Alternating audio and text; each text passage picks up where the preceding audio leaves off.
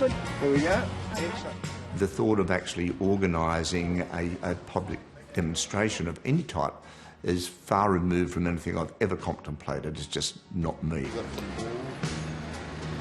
We need to stand up and try to motivate people who ordinarily wouldn't be motivated. Those quiet people who sit by are concerned and do nothing.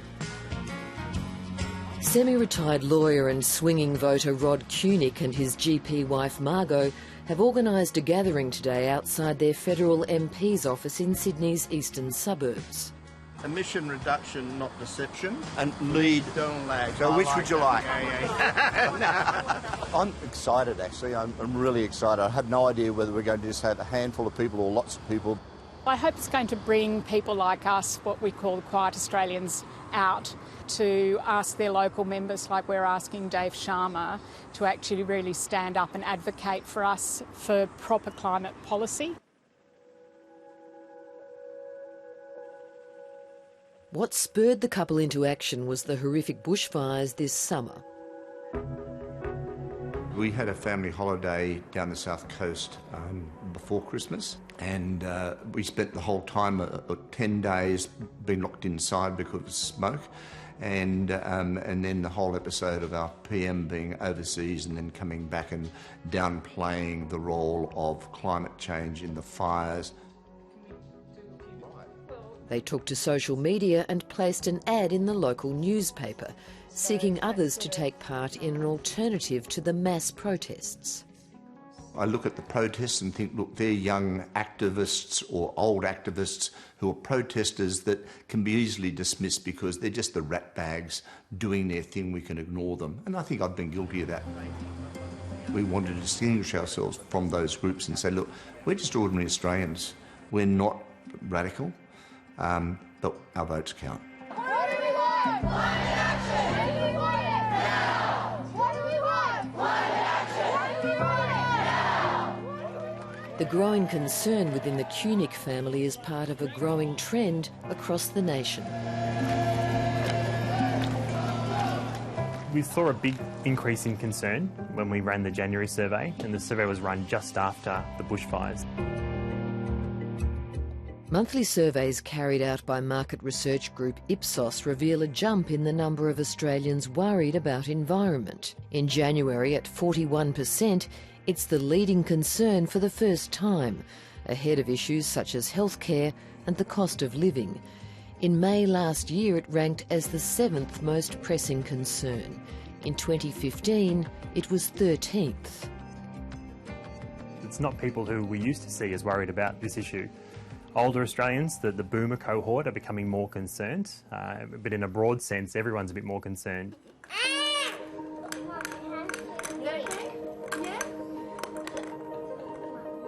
I think it's important that everyone joins the fight. If you understand how serious the situation is, I don't understand how you could not do anything, how you could not want to limit warming as much as possible. Mum, where's your orange?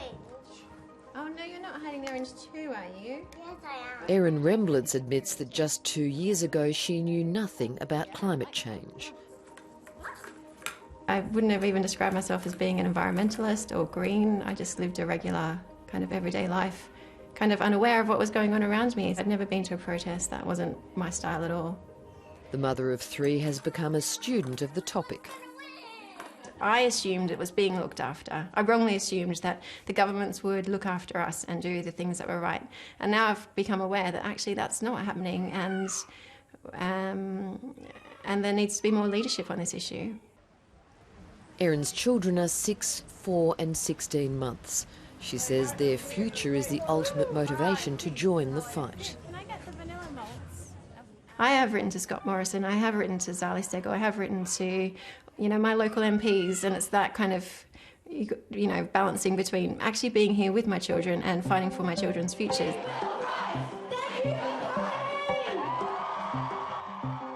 Australia is doing its share. We are meeting our targets and we are going to beat them, and we will continue to do that out to 2030. One of the points of these protesters seems to be that Australia isn't doing anything when it comes to reducing emissions. Well, that's just not true. Australia has the deepest cuts to emissions per capita under the Paris Climate Agreement, which is the government's policy.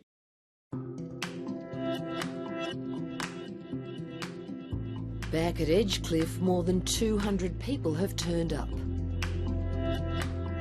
People are just coming up and saying, look, thank you for organising it. Never been to something like this before, and it's time we had a way of speaking up.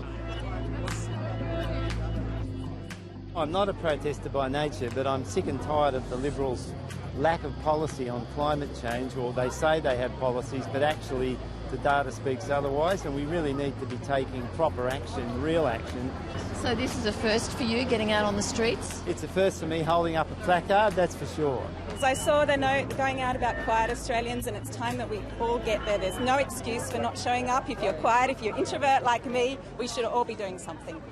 Federal MP for Wentworth Dave Sharma declined 7:30's request for an interview. Get on the outside. Yeah, on the outside, facing out. Okay. Rod and Margot are planning monthly quiet protests and are urging others across the country to follow their example. It's non-partisan. We don't care who the politician is.